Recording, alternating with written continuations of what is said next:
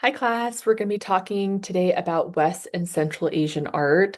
Um, we talked about Islamic art last week, and when we move on to this area, geographically speaking, we're going to be really thinking and referring back a lot to what we talked about last week with Islamic art. But the area we're going to be talking about was very cosmopolitan in the sense that it was this area with a lot of different influence happening. So the region that we're talking about in West and Central Asia is really this meeting place of Western and Eastern cultures coming together. This area that we're going to be talking about is also very much important in terms of trade and networks between the East and the West. So not only is this area really between influences from the West and the East, but also there's a lot of traveling happening in these areas. So we have a lot of ideas, a lot of influence, a lot of different styles coming together. Excuse me. So when I say West and Central Asian art, this is like kind of roughly defined as these areas, excuse me, that are very different from modern borders, but we're mostly going to focus on these areas that were influenced and dominated by Islam with interactions and influence from Buddhism as well as Hellenistic traditions and influence. When I say Hellenistic, I mean like Greek and Byzantine influences. So we're going to see the areas that we're going to focus on are predominantly ruled by Islamic rulers, minus talking about India a little bit, which is mostly going to be dominated by like Hinduism and Buddhism, which we will be talking about the next couple of weeks. But we're going to be seeing, again, a lot of Islamic influence, a lot of ideas coming from Islam and Islamic styles with influences from other areas. So again, we're going to talk about Buddhism a little bit later, and this is going to emerge in Southeast Asia, and then it's going to mostly go eastward, but we are going to obviously see influences in what we're talking about in the West. So we're going to be talking about textiles, metalwork, book illumination, and ceramics. Those are some of the mediums we're going to be talking about. And, you know, we're going to be looking at some objects that we might consider religious in the sense that it's serving some sort of religious purpose, architecture that has relationship to spirituality or religion. We're going to be looking at like a page from the Quran. So obviously that has a religious significance, but some of the examples we're going to be looking at are not necessarily Islamic, even though you're clearly going to see Islamic influence in terms of style. So let's get into it. All right, let's do a quick refresher of elements of Islamic art so that when we move forward, we're going to hopefully see things that you recognize from last week or our last discussion of Islamic art. So again, Islam started as a religion based in Saudi Arabia with the rise of the teachings of Muhammad around the 600s, and then spread across the Silk Road, so westward towards Europe and then east into parts of Asia. Lots of influence in Spain, which we talked about before, and then now we're going to be focusing more on the Middle East and then parts of Asia. So Islamic dynasties known as caliphates expanded their influence into the Mediterranean as well as North Africa and Asia. And then around the 1200s, with the invasion of the Mongols, you have this split between these Islamic empires, I guess we'll call them, with separate cultural traditions. We're not going to spend too much time talking about that. We're going to focus more on what happens before that. So because there's such a variety of what we're talking about, when we talk about Islamic art, that's going to include Islamic artists, Islamic patrons, people who are buying Islamic art, people who are building Islamic structures. But we're still going to see a lot of examples of Islamic art styles in non-Islamic contexts. So even if we call it Islamic art, it might not necessarily be serving some sort of religious purpose. It's just geographically, it's going to play an important role in what we're looking at. So again, one of the things we emphasized a lot when we talk about Islamic art is an emphasis on geometric patterning and non-figural designs, because again, secular objects excuse me, religious objects and depictions of humans and God and spiritual figures was completely, strictly forbidden. And so, generally speaking, we're going to see a big emphasis on abstract patterns and geometry. Calligraphy is really important, calligraphy being the artful design of words. So, we're going to look at some examples of that. So most Islamic art objects that we're going to look at are from wealthy patrons, and these are produced locally and abroad and like traveled a lot. We're going to see a lot of different types of patterns. Again, emphasis on geometric designs, emphasis on non-figural design, and we're going to see these things in tile work, textile, ceramics. Some of the types of patterns we're going to see or designs that we're going to see include arabesques. Arabesques, I like when I think of an arabesque, I think of things that are often more organic in shape or more organic forms, but still some sort of patterning. So you could see like leaves, zigzag spirals. They could be like vegetal patterns, things like that. Calligraphy, like I said, calligraphy is associated with artful design of like text. And then tessellations are when you see interlocking patterns. You're actually going to do an activity this week for your assignment where you're going to create your own tessellated pattern, which will be fun. And basically a pattern that has no gaps between it. So think like a hound's tooth pattern. That's something that's very common you see in like contemporary like fashion and stuff like that.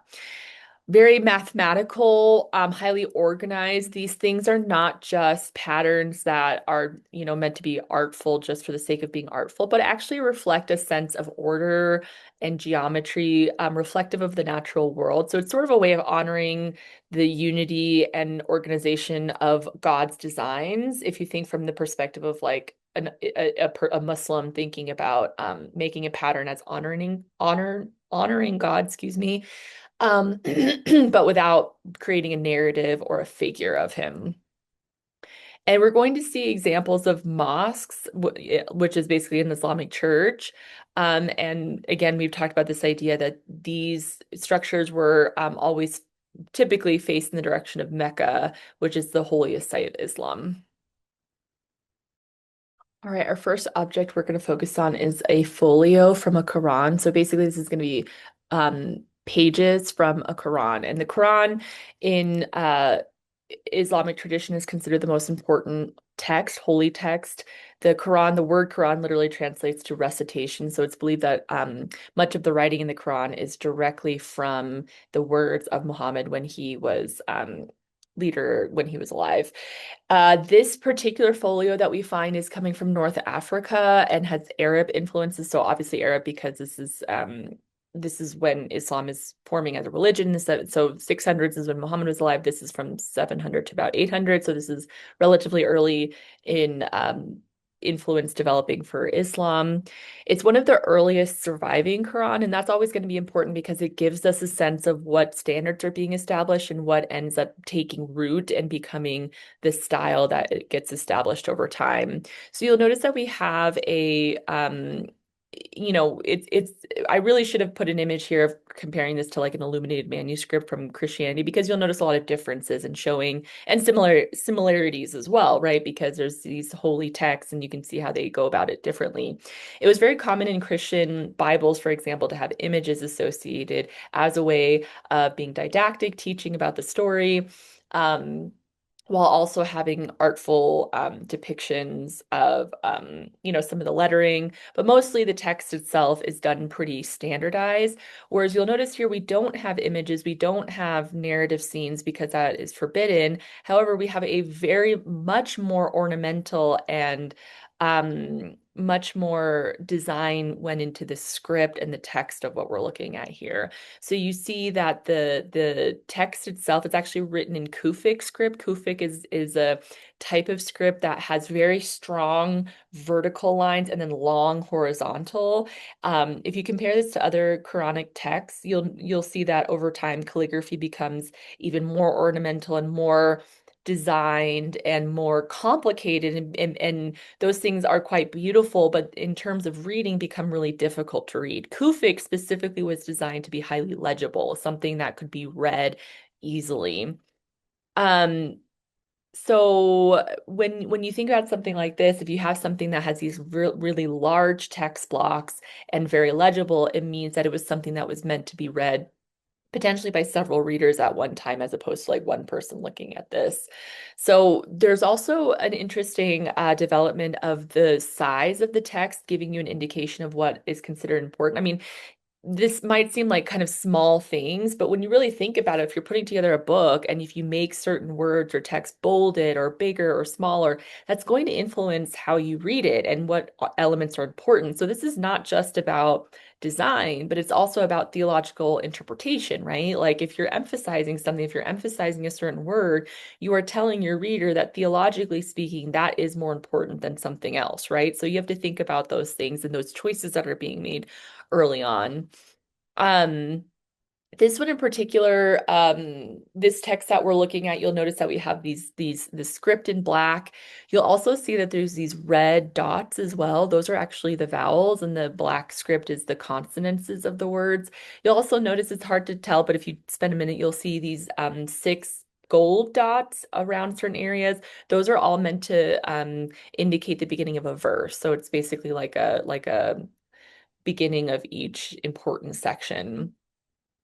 And then one thing that's really cool about this particular section we're looking at is that you have this extremely elaborately decorated Kufic text in gold. So it's hard to tell, but if you look closely, you have these vegetal patterns and you have this circle medallion, but right in the middle, it is still the Kufic text in gold. And that is actually a basically bolded title for this section. It actually says the spider, which indicates it's part of this. It's the title of the parable that's going to be described in the preceding part of the text. And it's essentially like a theological parable saying that people who are put their trust in figures besides Allah are like spiders who build flimsy homes. I have this close up to let you see these vegetal patterns, right? When I say vegetal, I'm referring to like organic, like plant-like patterns. And so you see this like plant-like pattern and then this Kufic gold script. Our next object we're looking at is the Ardabil carpet. This really the thing that is astonishing about this object is how massive it is. It's hard to get scale in these pictures that we're seeing, but these are absolutely massive carpets that were designed to be covering essentially the entire floor of a space within a mosque. So let's talk about that.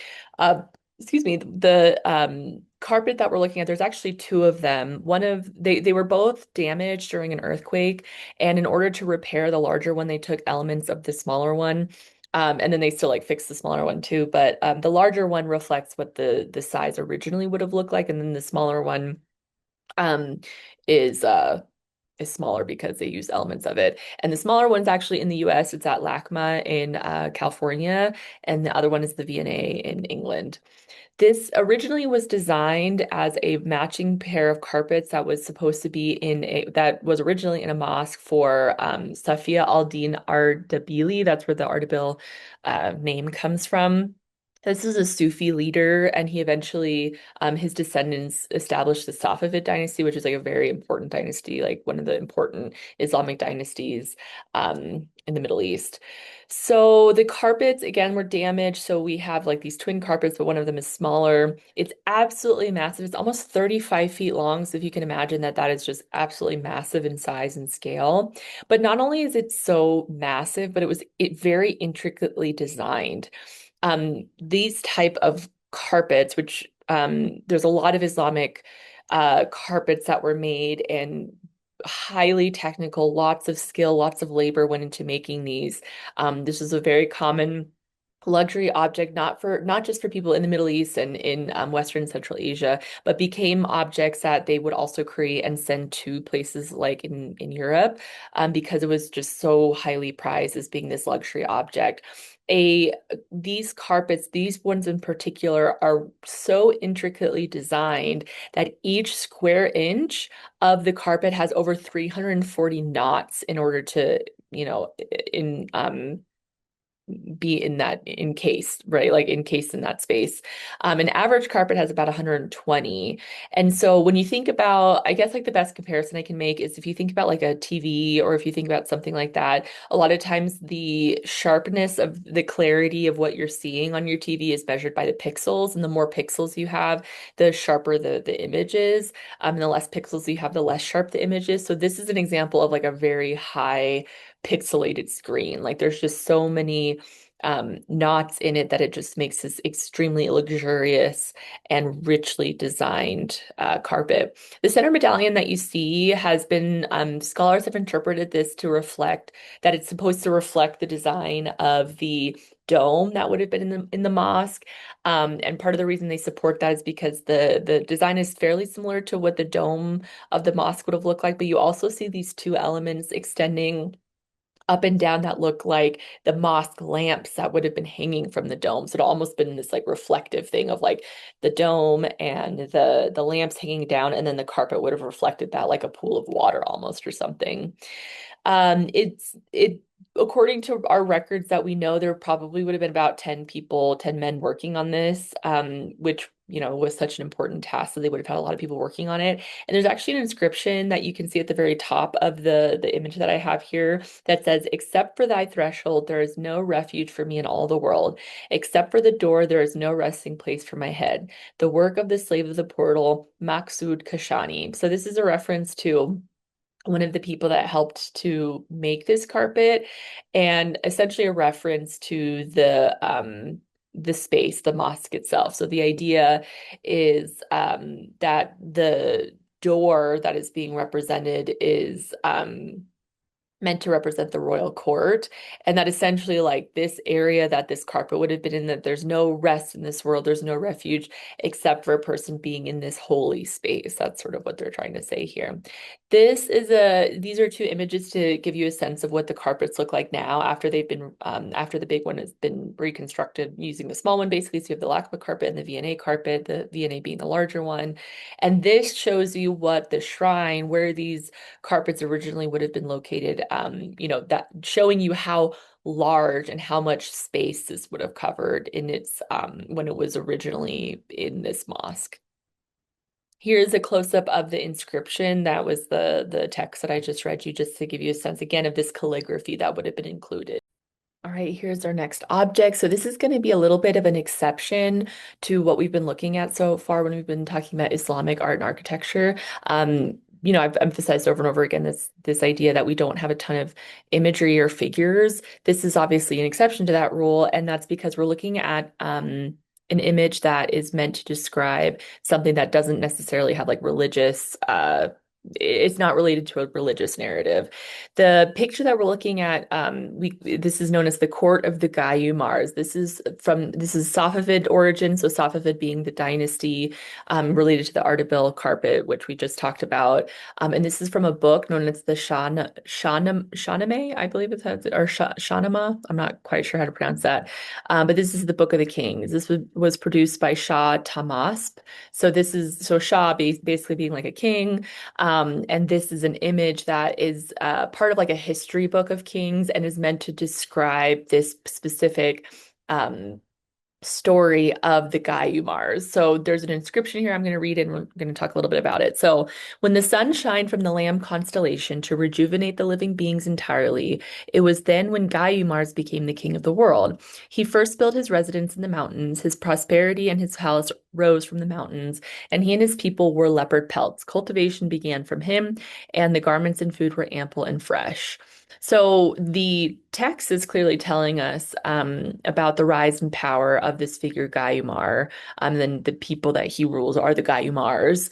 And the idea here is that he was a very beloved Persian king. And if you look at the images, and I have some close-ups we'll look at on the next couple of slides, you'll notice that there is an emphasis on several things that are mentioned in this text, in the inscription, which is this idea of peace, prosperity, cultivation, this idea that him being in power created a really positive, great time, basically, for the people. So let's look at some close-ups. Here is a close-up. You'll notice that, if you look at this other image, there's clearly a center figure, and that's Gayumar himself. But if you look at the lower part, there's this like half circle ring of aristocrats, people, the Gayumars themselves that are centering around, and they are all dressed in leopard pelts, which are these luxury objects. They all look quite peaceful.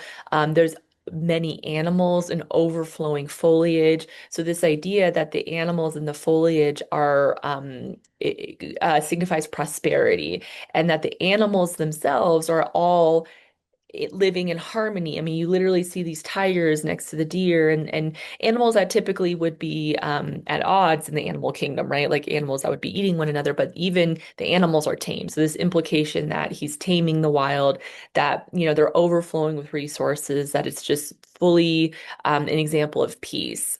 Here's some close-ups to show Gayumar himself. He is dressed in this leopard skin.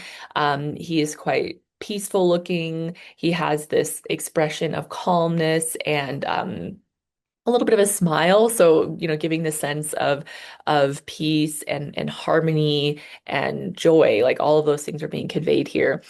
We haven't talked about Chinese art yet, but this image is highly influenced by Chinese art, despite the fact that this is an Islamic leader. But again, this is central parts of Central Asia. So, the fact that we have both of these influences like makes a lot of sense. You'll notice that the clouds in the sky are, I mean, you might not know this because you might not know attributes of Chinese art, but this is very much influenced from Chinese art. You also have this gold background that could be Byzantine influence, but also was used a lot in Chinese art as well. So this could have also be emblematic of influences from Chinese art. So these are some of the things I've already talked about. This is from the Safavid origin. We have subject matter that is not religious in nature, so you can have figures, depiction of the Gayumars. And Gayumar was the first king of Persia. So this is this idea that this is honoring like his dynasty, like when he was in charge, when he was in power. You have the calligraphy here. Yeah, I feel like we kind of talked about all of these things. So this is a really great, beautiful example of a folio or a page from a book, highly illustrated, very technically skillful of the artist to create something like this. And it's really cool because you can see the influence from the Islamic side of in terms of seeing, we have the calligraphy, we have the inscriptions, but from a narrative perspective, because again, in Islamic art, we don't see a ton of examples of narrative, so we see influence from Asian art coming in.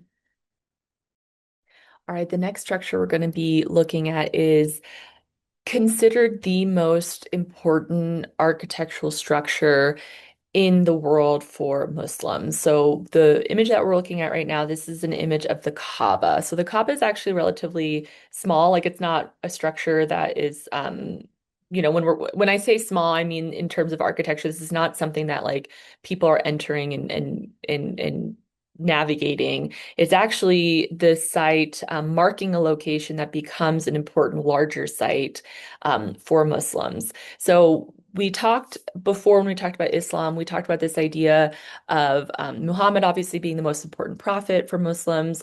And we talked about the five pillars of Islam. So each of the five pillars of Islam are basically five things you have to do or five elements of being a Muslim that make you a good Muslim.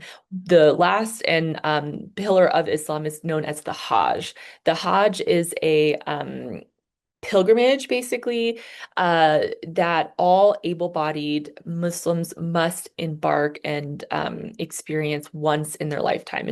That's something extremely important, is that you have to make the pilgrimage or travel to Mecca, Mecca being the most important city for Muslims because this is where Muhammad was born and where Islam really developed.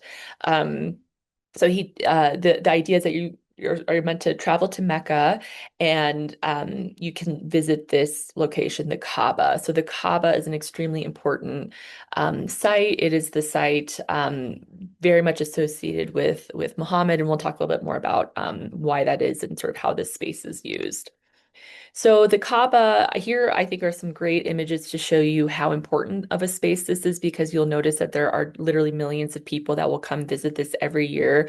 There's a specific week that's dedicated to this pilgrimage that people come and perform the like rituals and rites associated with the Hajj. So the Kaaba itself is a little bit over 40 feet high, so it's not massive. I mean, it's pretty big, but it's again, and it's not something meant to be navigated by people or entered in. It's really meant to be experienced like from the exterior. Again, Kaaba or Mecca, excuse me, is the most important city in Islam. It's the birthplace of Muhammad. And so the Kaaba marks the most important holy and sacred site. It's also believed that this site marks a couple other important locations. And then to add on to it, this idea of Mecca is not just a place that you're supposed to visit, but we've talked before about when you perform your prayers, which is another important pillar of Islam. You're supposed to perform your prayers 5 times a day. You're always supposed to point in the direction of Mecca when you do those prayers. So again, this is like two really important pillars of Islam directly connected to the Kaaba and to Mecca. So the tawaf is this ritual or this rite that Muslims perform where they circumnavigate or they walk around the Kaaba in this ritual that gets performed again every year during Hajj, which is done on like a particular day. There's over 1 million Muslims that come every year to visit. This is about a 5-day ritual that takes place. This site that this is located on is also believed to be so in Christianity, Judaism, and Islam. All three of these major world religions have the figures of Abraham, Isaac, and Ishmael being these important figures. So in Islam, it's believed that Abraham and Ishmael, so in Christianity and Judaism, there's a story of Abraham being an important prophet, being asked to sacrifice his son, and God saves him at the last second. And in Christianity and Judaism, this is Abraham and Isaac. In Islam, it's believed that it was Abraham and Ishmael. And Jews and Christians believe that their descendants come from Isaac, and in Islam, Muslims believe that they come from Ishmael. So it shows that there's like these connections, but a little bit of divergences as well. It's believed that this is a site that would have taken place. This sacrifice would have taken place. And it's also believed that there is a black stone that would have been given to Abraham by the archangel Gabriel. And that black stone is actually contained in the Kaaba. And I have a close-up of it to show you what it looks like. And it's believed that Muhammad would have had possession of it when he was the prophet on the earth. So Muhammad was eventually driven out of the city of Mecca and established like a new site in Medina. But eventually the Kaaba or the Mecca was taken back by Muslims, and there's this idea that they cleanse the Kaaba of pagan idols and reclaim the Kaaba for Mecca for Muslims. The structure has to be repaired and maintained over time. It's quite different now that it would have been historically, like when, because this has been around for almost, I mean, more than 1,000 years at this point. And the space around the Kaaba, you'll notice in these pictures, has been converted into a mosque. So this entire space has been created to house this, large amount of people during this very holy pilgrimage, this important event that takes place. There's also a silk tapestry that covers the Kaaba known as the Kiswa. And this is actually replaced every single year. So any picture you see of the Kaaba, not any picture, but most pictures you see of the Kaaba, they might look slightly different. And that's because the black of the Kaaba is not painted. It's actually a tapestry. It's fabric that has been inscribed often with calligraphy and designs and tessellated patterns, the kind of typical things we see in Islamic art. I have this video, which is really fantastic, that gives some great uh oh, sorry.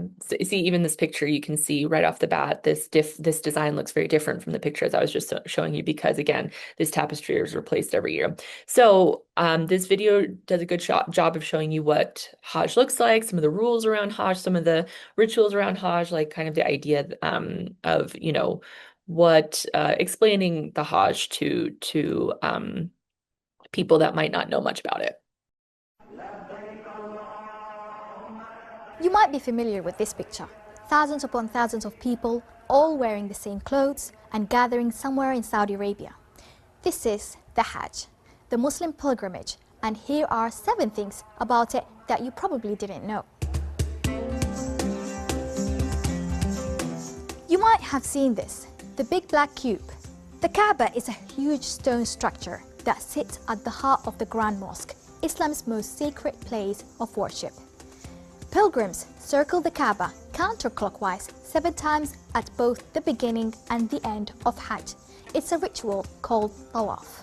Pilgrims also typically travel back and forth between 2 hills called Safa and Marwa for also 7 times. It's not entirely clear why it's 7 specifically, but 7 is a prominent number associated with the divine in many religions, including Christianity and Judaism.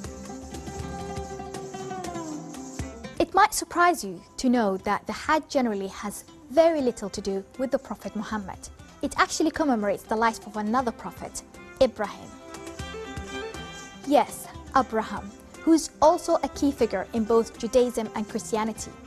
He was the one who rebuilt the Kaaba with his son Ismail.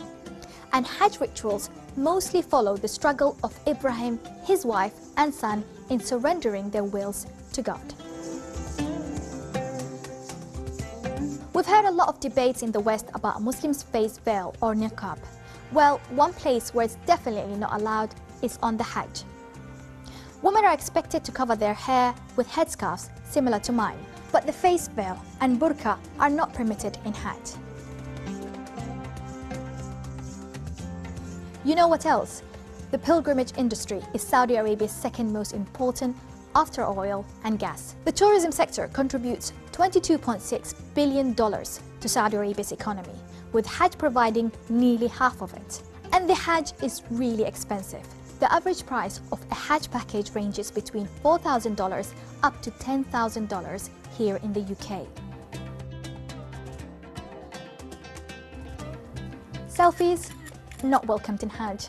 The Saudi authorities forbid taking photographs, whether with camera or a mobile phone, at some of the holy sites. Any violation of official instruction could lead to confiscation of your device.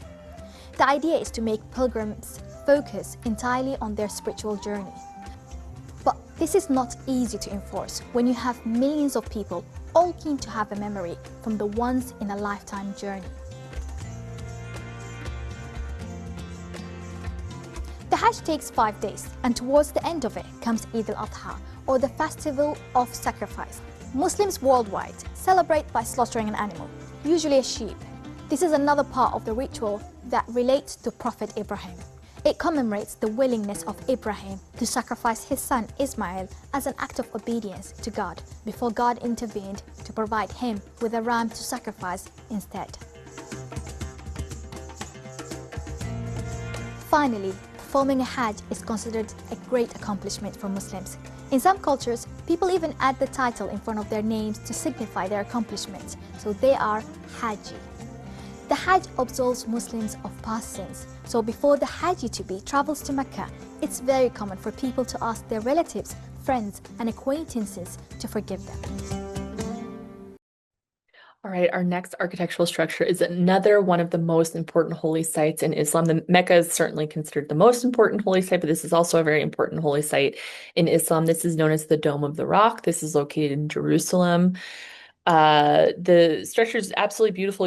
Some of the key characteristics of this site that become really synonymous with the Dome of the Rock, and really a lot of other Islamic architecture, is this really beautiful blue mosaic work that you see, lots of these geometric patterns. There's calligraphy here. You might not notice it right off the bat, but if you look at the very top of the shape that you're seeing here, you see that calligraphy all the way around with lots of geometric patterns, and then this really beautiful pure gold dome that is right on top. So very expensive materials, lots of technique here, lots of these geometries, all of these things give us a sense of like how much effort and resources were put into this, and very beautiful structure. So this is again the Dome of the Rock. The Dome of the Rock is not actually a mosque. Some people think it's a mosque just because they associate mosques with Islam, but it's actually it's not a mosque in the traditional sense. It's actually meant to mark a site of importance for Islam, and that's it's believed that this was the site of the ascension of Muhammad. He basically received a vision, and this is when he was called to be prophet and began Islam as a major religion. And so it's believed that this was designating that site. It was constructed at a time where Mecca was under control, was not under control by Muslims. So they designated this area as like, okay, well, we're going to build this area, which is also extremely important to be able to have like a focal point for our religion. But then eventually they reconquered Mecca. So because it's a holy site, it's not a mosque, but it is a holy site, you will still not see any animal or human motifs, lots of geometric vegetal patterns, calligraphy, all of those things. The site of the Dome of the Rock is actually quite important, quite contested. It's basically the Dome of the Rock is on the Temple Mount, which is considered one of the most holy sites for the three major, like biggest world religions, or three of the big world religions, which are Christianity, Islam, and Judaism. It's believed in Christianity that this is the site where Abraham was sacrificed by Isaac. Or sorry, that Abraham was going to sacrifice Isaac, excuse me. This is believed by Muslims to be the site where Muhammad ascended to heaven on his uh, the Knight's Ascension, again being called the prophet. And this is also believed by Jews to be the site where God created the world and to be the Temple Mount. And there's prophecies basically um, for Jews and for Christians, for some Christians, that this site will be important in rebuilding of a temple and everything like that. So all that to say, it's a very highly contested place. Um, it's more complicated than this, but there are obviously a lot of political tensions and tensions in this area of the Middle East. And some of it can be drawn from religious influence. But of course, it's much, much, much more complicated than that. So just to give a sense of, the importance of this site and the fact that this has really been a contested area for a very, very long time. This also serves as a pilgrimage site similar to Mecca, but it's not something that is required in your lifetime the same way that the Hajj is.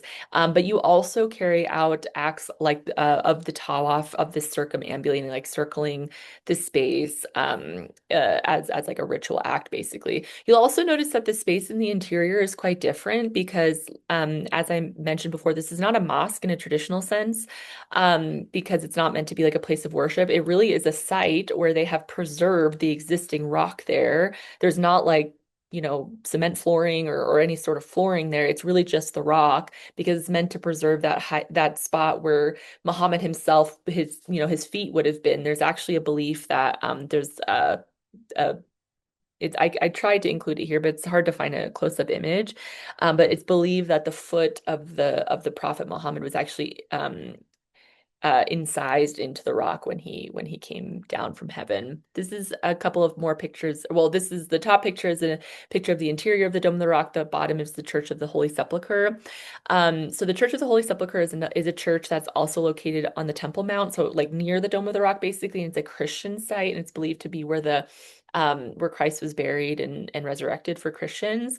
And so when Muslims were building the Dome of the Rock, it was believed that they were sort of trying to outshine the Church of the Holy Sepulchre because again, this was like a contested area and there's a lot of fighting between the Christians and the Muslims at this time. Um, so the lot of the calligraphy that exists on the walls give us a really good sense of early Quranic passages as they originally would have been written and understood, because of course over time, like texts like these things vary a little bit. And it's also believed to be one of the first buildings that Quranic texts would have been integrated as calligraphy. So again, establishing this really important precedent of having calligraphy on architecture. Another thing that is important to point out is you'll notice the alternating colors of the arches, which are reminiscent of the voussoirs that we saw when we were looking at Spain. So this becomes also very characteristic of Islamic architecture. And if you look at the exterior of the building, there's columns. There's specifically Roman columns that are included. And this is another example of spolia. We've talked about this word before, where you take elements from pre-existing buildings and incorporate them as a way to show, power over that civilization that you have like conquered basically. Because remember, when we talk about these Roman ruins, we're really talking about Christian Romans that they were trying to show power over. All right, I want to do a quick refresher on our mosque terms because we're going to look at like a more official mosque on the next slide, and I want to make sure that we remember some of the important elements that characterize a mosque. So if you'll remember, we've talked about a courtyard is often a part of a mosque structure, some sort of space that allows light in and is outdoors essentially. Often when we see mosques, we have minarets. This is where prayers are called. So it has to be some sort of tower because that allows for voice projection and to be able to call people to prayer. Mihrabs are often on Qibla walls. A mihrab is normally a niche that is carved into a wall of the Qibla wall, which faces in the direction towards Mecca to let you know where to pray. Because when you do your prayers every day, your 5 prayers a day, you know which direction to face. And then minbars are also quite common, and minbars are where there are the equivalents of priests who give like speak to the congregants essentially in this location. So the mosque we're going to look at here is known as the Great Mosque, the Masjid-e-Jama Isfahan, or Friday Mosque. The Friday Mosque it was built on the site of a smaller mosque, but has expanded over time to become this extremely large complex and really one of the most spectacular examples of mosque structures in the Middle East, and this is located in Isfahan, Iran. So this was really outfitted to house a lot of people and has been changed over time all the way into the 20th century to fit the needs of the community. The structure itself, if you look at the very bottom left, you see this design of what this complex looks like, and really it's a little bit complicated because it's actually this large mosque, but the very center of it is the courtyard, and then you have these large domes and 4 entrances that all face each other like this into the mosque structure. So it's interesting because it doesn't really have like a centralized mosque structure. It's really the courtyards in the middle, and then the mosque is on the outside. And then on the outside of that mosque structure, over time, those areas have become bigger and bigger and bigger, and are basically like markets and public buildings that have been added to make this like almost like a mall a little bit if you think about like these connected spaces, but like with the central part being this holy space. And it's interesting too because you have these markets and these things connected, which really are like the out exterior of the city. It's like where it's like hustling and bustling. But once you get to the mosque structure and into the courtyard structure, you're really blocked off from the rest of the world. And it's quite a bit quieter in this area, meant to be more contained and peaceful. So a lot of large cities have congregational mosques, so mosques that were meant to be for like a big community. So this is an example of that. It's meant to be able to be how like house a lot of people at once. And then again, we have these markets and large access roads to get into it. And it makes sense too because you really have 4 entrances into these spaces. And anytime you have like multiple entrances into a place, that probably indicates that you have a lot of people going into it, right? Because you have a lot of opportunity for people like to go in as opposed to just like one entryway that you have to like everybody has to wait. So we have this huge courtyard or sawn right in the middle. You're isolated from the noise, and you have a 2-story arcade, so it's fairly large in terms of like what's protecting the interior courtyard area.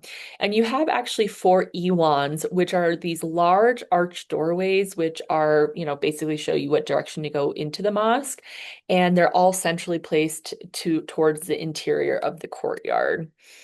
We have 2 of the Iwans are very, very decorated, and most all of them have the mukarnas carved into them, which we'll look at some close-ups of that in just a minute.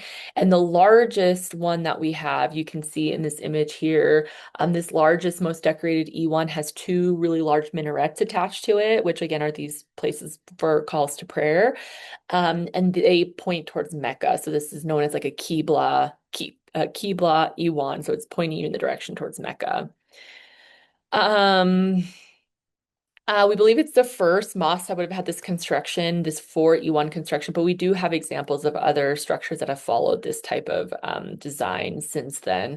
And the bottom right image, we have the minbar and a mihrab showing you that the interior of the space has the elements of a typical mosque as well. I have this great video that shows you some of the interior and show you like the designs of these things, which are really cool. And then you'll notice too in these pictures that you can see these mukarnas. These are sort of bigger mukarnas, these like niches that have been carved out to look almost like a cave or something. Really, really fantastic structure.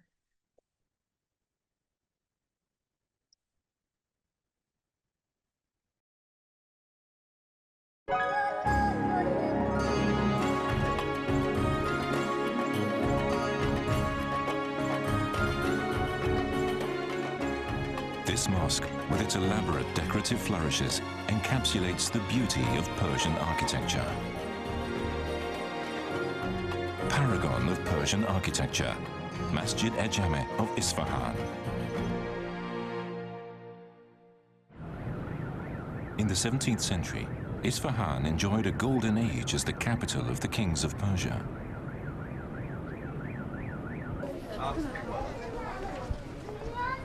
Passing through its famous bazaar, filled with countless stalls, brings us to the entrance to the Friday Mosque.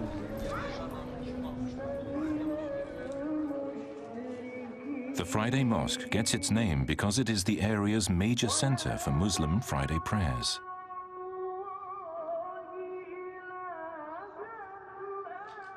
This is the oldest standing mosque in Iran, first built in the 8th century. Construction continued for 1,000 years, turning it into an embodiment of Persian architecture. The iconic feature of the mosque is its enormous arched, open-sided rooms called Iwan. There are 4 of them on the north, south, east and west sides of the mosque.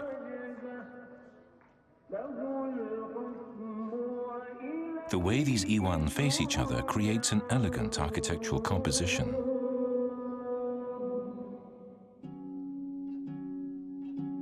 Inside the mosque, there are numerous prayer halls dating from many eras. The oldest is this one, made of brick, which goes back to the 11th century. All of the arches and ceiling domes were constructed using unmortared brick. Down through the ages, the prayer halls became more and more ornate. This is a mihrab, which indicates the direction of Mecca. Its intricate design, executed in plaster relief, makes it one of the great artistic treasures of Iran.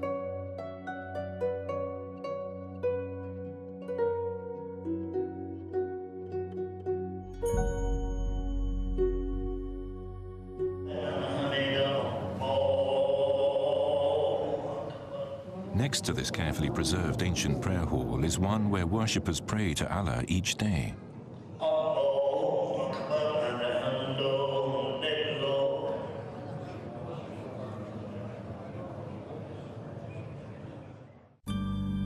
In the 16th and 17th centuries, when Persian arts were at their zenith, the Iwan were given elaborate decoration.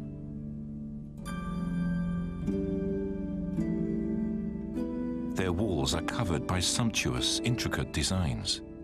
The tile work completely covers the walls. Each bit was hand-shaped by artisans using hammers and then assembled piece by piece. These geometric floral patterns are called arabesques.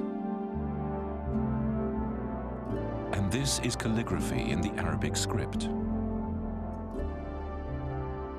Persian art developed on these lines because of the Islamic prohibition on icons and idol worship. The decoration of the Iwan is meant to remind the faithful of eternal paradise. After 1,200 years, the Friday Mosque still stands, a dazzling monument that echoes with prayers of the faithful.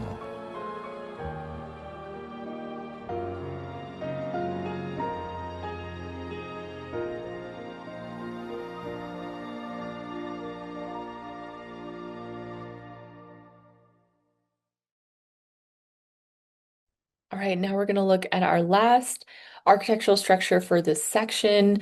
This is probably one of the most famous architectural structures in the world. This is the Taj Mahal located in Agra, India. Um, it's interesting because what we're looking at is not actually an Islamic structure in the sense that it's not a mosque, but it's a mausoleum, it's a burial site basically. But we see a lot of elements of Islamic architecture and art. And the person who built this was Islamic, so there's lots of incorporations of things referencing Islam. So we're going to put in the category of Islamic architecture in the sense that it served the purposes of an Islamic ruler, but it's not a mosque. Like it's not an actual site for dedicated just to like worship or something like that. So this structure was built by There we go. Here's the location just to give you a sense of where we are. So this is Agra, which is near New Delhi in India.